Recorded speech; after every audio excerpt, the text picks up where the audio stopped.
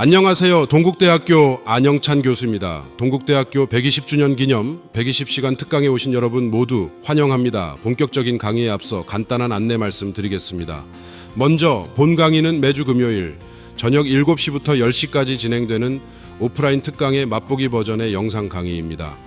그러니 오늘 이 영상 강의를 들으시고 혹시 오프라인 특강에 관심이 생기신 분들은 언제나 환영이니 편하게 연락 주시길 부탁드립니다. 동국대학교 구성원이라면 누구에게나 열려있고 심지어 무료 특강이니 많은 참여 부탁드립니다. 그럼 저는 매주 금요일 동국대학교 강의실에서 기다리고 있겠습니다. 그럼 오늘 수업을 시작해 볼까요? 다들 준비되셨지요? 자, 시작합시다. 안녕하세요. 오늘은 동국대학교 120주년 기념 특강 9번째 시간으로 변화관리, 저항을 정보로 읽는 기술을 함께 공부하겠습니다. 변화는 왜 실패하는가, 그리고 그 실패 속에는 무엇이 숨어 있는가가 오늘의 출발점입니다. 저항을 적으로 보는 관점에서 벗어나 저항을 조직이 보내는 신호로 읽는 전문가적 관점을 살펴보겠습니다. 변화 프로젝트의 70%가 실패한다는 맥킨지 연구 결과는 여전히 중요합니다. 실패의 중심에는 언제나 저항이 있습니다. 기존 접근은 저항을 제거 대상으로 보고 설득, 압박, 교육으로 돌파하려 했습니다. 하지만 새로운 관점은 다릅니다. 저항은 제거할 장애물이 아니라 읽고 해석하고 설계에 반영해야 할 조직의 정보입니다. 오늘 강의는 3가지 질문을 중심으로 진행됩니다. 첫째, 저항은 왜 발생하는가입니다. 저항의 뿌리가 감정인지, 이해관계인지, 구조적 문제인지 구별해야 올바른 처방이 가능합니다. 둘째, 저항은 무엇을 말하고 있는가입니다. 저항하는 사람들이 조직에서 가장 중요한 정보를 전달하고 있을 수 있습니다. 셋째, 어떻게 설계할 것인가입니다. 설득이 아니라 저항이 줄어드는 변화 환경을 구조적으로 만드는 것이 핵심입니다. 전체 흐름은 5부분입니다. 먼저 핵심 개념과 이론에서 저항의 정의, 유형, 심리적 메커니즘을 다룹니다. 이어서 국내외 실제 사례를 통해 성공과 실패에서 배우는 저항 관리의 현장을 살펴봅니다. 그 다음 현장에서 바로 쓰는 프레임워크와 도구를 익히고 저항 해석 캔버스 실습으로 연결합니다. 마지막으로 핵심 요약 90일 실행 과제, 참고 자료와 다음 강의 예고로 마무리하겠습니다. 첫 번째 핵심 개념은 저항의 재정의입니다. 변화 관리에서 저항, 즉 레지스턴스는 흔히 방해 행동으로 정의됩니다. 그러나 더 정밀하게 보면 저항은 변화에 대한 개인 또는 집단의 에너지 방향 전환입니다. 에너지가 없어서 생기는 것이 아니라 에너지가 다른 방향으로 흐르고 있다는 신호입니다. 빙산처럼 겉으로 보이는 저항은 10%에 불과하고 나머지 90%는 두려움, 불신, 이해관계 갈등, 과거 실패 경험 속에 숨어 있습니다. 저항에는 4가지 유형이 있습니다. 인지적 저항은 왜 바꿔야 하는지 모르겠다는 반응으로 정보 부족과 이해 부재에서 비롯됩니다. 감정적 저항은 두렵고 잃을까봐 불안하다는 반응으로 심리적 안전감이 위협받을 때 나타납니다. 이해관계 저항은 이 변화가 내게 손해라는 판단에서 나옵니다. 구조적 저항은 시스템, 제도, 프로세스, 보상체계가 바뀌지 않았는데 어떻게 행동을 바꾸느냐는 문제입니다. 세 번째 핵심 개념은 저항의 심리학, 퀴블러-로스 변화 곡선입니다. 사람들은 변화를 맞이할 때 충격, 부정, 좌절, 우울, 실험의 단계를 거칩니다. 리더는 구성원이 어느 단계에 있는지 파악하고 그에 맞는 개입을 설계해야 합니다. 흔한 실수는 구성원이 아직 부정 단계에 있는데 통합을 기대하는 것입니다. 단계를 건너뛸 수는 없지만 속도를 조절하는 것은 가능합니다. 변화에 관련된 모든 사람은 서로 다른 이해관계를 가집니다. 단순히 찬성과 반대로 나누는 것은 지나친 단순화입니다. 이해관계 지형도는 3가지 축으로 읽어야 합니다. 첫째, 인플루언스, 즉 영향력입니다. 이 사람이 변화의 성패에 얼마나 큰 힘을 발휘하는가를 봅니다. 둘째, 포지션, 즉 입장입니다. 변화에 찬성인지 중립인지 반대인지 확인합니다. 셋째, 모티베이션, 즉 동기입니다. 그 입장을 취하는 진짜 이유가 무엇인지 읽어야 합니다. 다음은 설득이 아닌 설계라는 행동 설계학의 시각입니다. 설득 중심 접근은 메시지를 더 잘 만들고 논리와 데이터로 설명하고 반대자를 설득해 전환시키려 합니다. 그러나 결과적으로 에너지가 많이 소모되고 저항은 지속될 수 있습니다. 설계 중심 접근은 사람이 자연스럽게 따르는 환경을 만들고 디폴트를 변화 방향으로 설정하며 저항이 발생하기 전에 구조를 바꿉니다. 리처드 탈러의 넛지 이론도 선택 환경, 즉 초이스 아키텍처를 설계해 강요 없이 바람직한 행동을 유도한다는 관점을 뒷받침합니다. 저항을 정보로 읽는 원칙은 5가지입니다. 첫째, 저항은 신호입니다. 왜 반대하는가 보다 무엇을 말하려는가를 물어야 합니다. 둘째, 모든 저항에는 합리성이 있습니다. 저항하는 사람의 맥락에서 보면 그 행동은 합리적일 수 있습니다. 셋째, 입장이 아니라 이해관계를 먼저 파악해야 합니다. 넷째, 저항은 표면화되기 전에 이미 존재하므로 약한 신호를 조기에 포착해야 합니다. 다섯째, 사후 설득보다 사전 설계가 훨씬 효율적이므로 변화 설계 단계에서 저항 시나리오를 반영해야 합니다. 첫 번째 사례는 삼성전자의 애자일 전환입니다. 삼성전자는 2019년부터 2022년 사이 하드웨어 중심 조직에서 소프트웨어와 서비스 중심 조직으로 전환을 추진했습니다. 수직적 위계에 익숙한 엔지니어 집단에서는 구조적 저항과 감정적 저항이 강하게 나타났습니다. 중간 관리자의 권한 축소에 대한 이해관계 저항, 그리고 애자일은 우리 문화에 맞지 않는다는 인지적 저항이 복합적으로 발생했습니다. 조직은 자발적 지원자로 파일럿 팀을 구성하고 성과를 가시화해 성공 모델을 확산했습니다. 핵심은 설득이 아니라 성공 경험이라는 환경을 설계했다는 점입니다. 두 번째 사례는 국내 A 공공기관의 디지털 전환 실패입니다. 이 기관은 2021년 전면적인 업무 디지털화를 추진했지만 18개월 만에 절반 이상의 시스템을 롤백해야 했습니다. 실패 원인은 직원 의견 수렴 없는 탑다운 도입, 저항자를 변화 거부자로 낙인 찍은 배제, 기존 업무 프로세스와 신규 시스템의 불일치 방치, 도입률에만 집중한 성과 측정이었습니다. 저항이 말하려던 것은 분명했습니다. 시스템이 실제 업무 흐름을 반영하지 못했고 숙련 직원의 암묵지 상실 우려가 있었으며 민원인 서비스 품질 저해에 대한 직업적 책임감도 있었습니다. 저항자들이 사실 가장 중요한 현장 정보를 갖고 있었습니다. 세 번째 사례는 마이크로소프트의 문화 대전환입니다. 스티브 발머 시대의 마이크로소프트는 내부 경쟁과 사일로로 악명 높았습니다.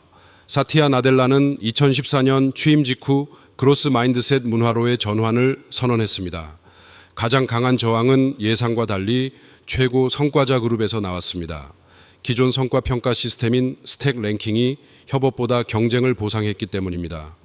나델라는 스택 랭킹 제도를 폐지하고 평가 기준에 다른 사람의 성장 기여를 포함시켰습니다. 문화 변화는 설득이 아니라 구조 재설계를 통해 달성됐고 시가총액 3배 증가의 토대가 됐습니다. 네 번째 사례는 현대자동차 노사 변화 협상입니다.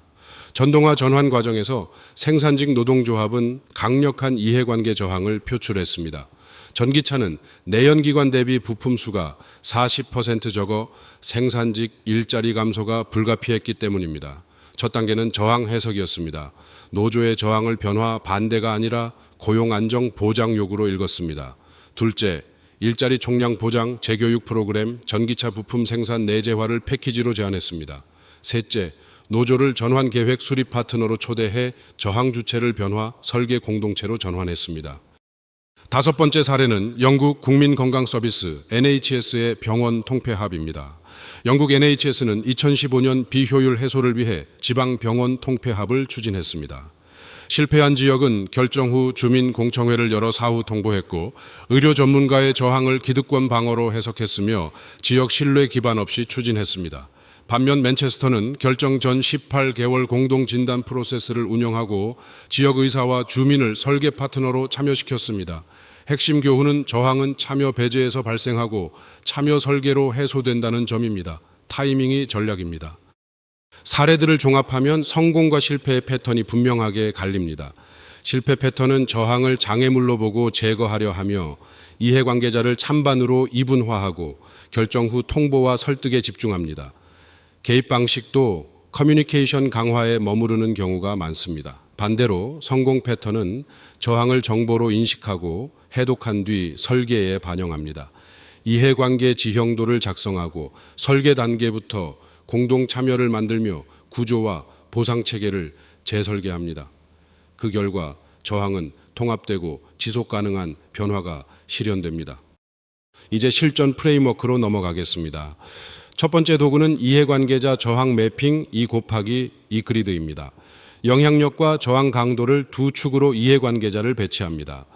고영향, 고저항 그룹은 최우선 관리 대상이며 개별 면담, 이해관계 협상, 공동설계 참여가 필요합니다. 고영향, 저저항 그룹은 변화 챔피언으로 활용할 수 있습니다. 저영향, 고저항 그룹은 집단화되면 영향력이 커질 수 있으므로 감정적 니즈를 중심으로 모니터링합니다. 저영향, 저저항 그룹은 정기정보 제공으로 관계를 유지하면 됩니다. 두 번째 도구는 저항 원인 진단 트리입니다. 저항이 발생했을 때 바로 처방을 내리면 증상만 치료하는 것과 같습니다.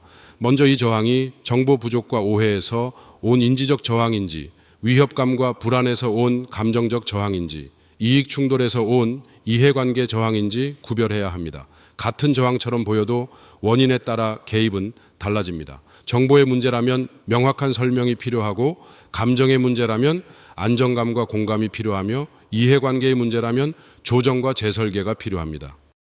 세 번째 도구는 프로사이의 에이디카 모델입니다. 에이디카는 개인 수준의 변화를 단계적으로 추적하는 도구입니다. 어웨어니스는 왜 변해야 하는가를 아는 인식입니다. 디자이어는 알지만 하고 싶지 않은 상태와 관련된 욕구입니다. 논리지는 어떻게 해야 하는지 아는 지식입니다. 어빌리티는 알지만 실제로 할 수 있는 역량입니다. 리인포스먼트는 하고 있지만 계속할 이유를 만드는 강화입니다. 각 단계의 저항은 원인과 처방이 다르므로 변화 관리는 이 5 요소를 연결하는 과정으로 보아야 합니다. 네 번째 도구는 변화 저항 예방 설계 체크리스트입니다. 변화를 기획할 때 저항 예방 요소를 사전에 포함하면 실행 단계의 저항을 줄일 수 있습니다. 첫째, 영향을 받는 그룹을 설계 초기 단계에 참여시켰는지 확인해야 합니다. 둘째, 변화 방향이 하기 쉬운 기본 경로가 되도록 디폴트를 설정했는지 봐야 합니다. 셋째, 실패해도 괜찮은 안전한 실험 공간이 있는지 점검해야 합니다. 넷째, 변화가 주요 이해관계자에게 이익이 되도록 이해관계를 재조정했는지 확인해야 합니다. 다섯 번째 도구는 5R 저항 대화 기법입니다. 저항하는 구성원과의 대화는 즉흥적 설득이 아니라 구조화된 기술이어야 합니다. 리시브는 판단이나 반박 없이 저항을 완전히 듣는 단계입니다. 리플렉트는 말씀하신 내용이 어떤 의미인지 확인하는 과정입니다. 리빌은 저항 아래의 이해관계나 두려움을 탐색하는 단계입니다. 리프레임은 변화가 상대방의 이해관계와 어떻게 연결될 수 있는지 새롭게 제시하는 것입니다. 리디자인은 상대방의 인사이트를 반영해 실제 계획을 조정하는 단계입니다.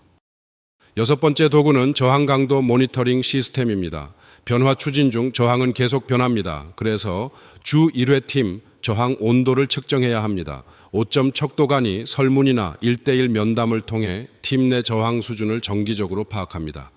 저항은 낮음, 중간, 높음의 3단계로 에스컬레이션하고 각각 모니터링, 적극 개입, 설계 수정 검토로 대응합니다. 소문, 비공식 발언, 회의 침묵 같은 약한 신호는 48시간 안에 초기 대응해야 합니다. 중요한 것은 감시가 아니라 경청의 시스템화로 이해시키는 것입니다.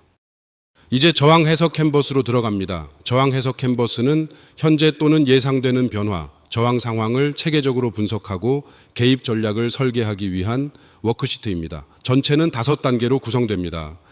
먼저 현황 설정을 통해 변화의 맥락을 정의합니다. 다음으로 저항 주체를 식별하고 누가 어떤 저항을 보이는지 확인합니다. 이어서 왜 저항하는지, 무엇을 말하는지 해석합니다. 그 다음 어떻게 설계할 것인지 개입 전략을 만들고 마지막으로 누가 언제 어떻게 실행할지 계획합니다. 첫 단계는 변화 현황 설정입니다. 분석 대상이 되는 변화의 맥락을 명확히 정의해야 합니다. 추상적인 변화가 아니라 구체적인 현장 상황을 적어야 합니다. 작성 항목은 변화 내용, 추진 배경, 현재 상태, 관찰된 저항입니다. 어떤 변화가 추진되고 있는지 한두 문장으로 정리하고 왜 필요한지 설명합니다. 변화 추진 단계가 초기인지, 중간인지, 후기인지 표시하고 어떤 저항 행동이 나타나는지 기록합니다. 가능한 한 실제적인 사례를 선택하고 민감한 정보는 익명화해 작성하면 됩니다. 두 번째와 세 번째 단계는 저항 주체 식별과 저항 해석입니다. 먼저 이해관계자별로 저항 유형과 강도를 분류합니다. 예를 들어 중간 관리자 A는 이해관계 저항 강도 4, 실무직원 그룹은 감정적 저항 강도 3, IT 부서는 구조적 저항 강도 2로 볼 수 있습니다. 이어서 핵심 질문에 답해야 합니다. 표면적으로 무엇을 하고 있는가? 저변의 이해관계는 무엇인가? 이 저항은 우리에게 무엇을 알려주는가? 그리고 그들의 입장에서 왜 합리적인가를 해석해야 합니다.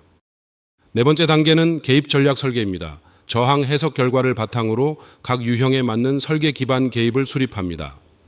인지적 저항에는 변화 이유를 단계적으로 공개하는 커뮤니케이션 캘린더, FAQ 문서화, 3개 이하의 핵심 메시지 단순화가 필요합니다.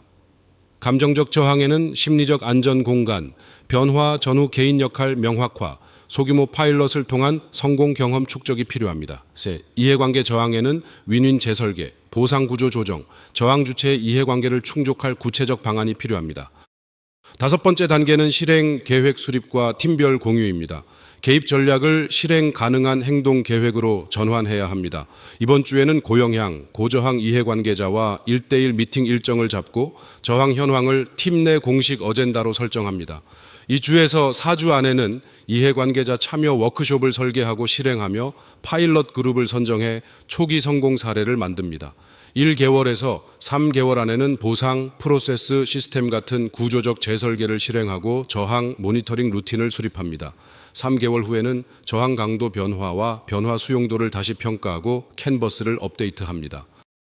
핵심 메시지는 3가지입니다. 첫째, 읽어야 합니다. 저항을 제거 대상이 아니라 조직의 신호로 읽고 누가 어떤 유형의 저항을 얼마나 강하게 보이는지 체계적으로 파악해야 합니다.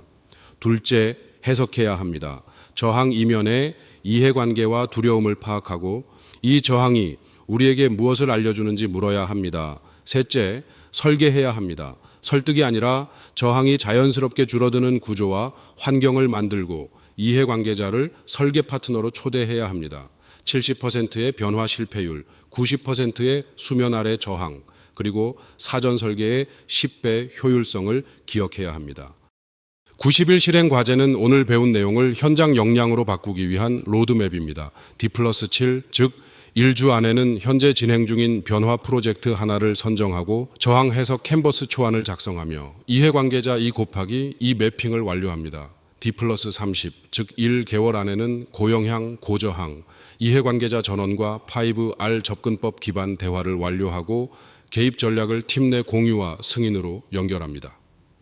D+60, 즉 2개월 안에는 보상, 프로세스, 참여 구조 중 최소 하나의 구조적 개입을 실행합니다. D+90, 즉 3개월 안에는 저항 강도 변화를 측정하고 성과를 문서화하며 캔버스를 2차 업데이트합니다. 마지막으로 참고자료와 다음 강의 안내입니다. 핵심 참고자료는 코터의 리딩 체인지, 프로사이의 에이디카 모델, 탈러와 선스타인의 너지, 퀴블러 로스의 온데스 앤 다잉, 맥킨지 앤 컴퍼니의 디지털 전환 연구, 하이패치와 린스키의 리더십 온 더 라인, 그리고 조직 변화 관리 관련 국내 문헌입니다. 실습 자료로는 저항 해석 캔버스 워크시트 PDF, 이해관계자 매핑 템플릿, 5R 대화 가이드 카드가 제공됩니다. 다음 시간에는 리더십과 팔로워십, 수평적 조직에서 영향력 발휘하기를 다룹니다. 권한 없이 변화를 이끄는 비공식 리더십, 팔로워십의 재발견, 수평 조직에서의 영향력 설계, 심리적 안정감과 발언 문화를 이어서 살펴보겠습니다. 어떠셨나요? 유익하셨나요? 유익하셨다면 유튜브 채널 좋아요, 구독, 알림 설정 한 번씩만 부탁드리겠습니다. 더욱 방대한 고급 정보를 얻고 싶으시다면 앞서 오프닝에서 언급했듯이 120시간 특강 현장 오프라인 강의에 참석해 보시는 것을 추천드립니다. 조만간 또 뵙겠습니다. 감사합니다.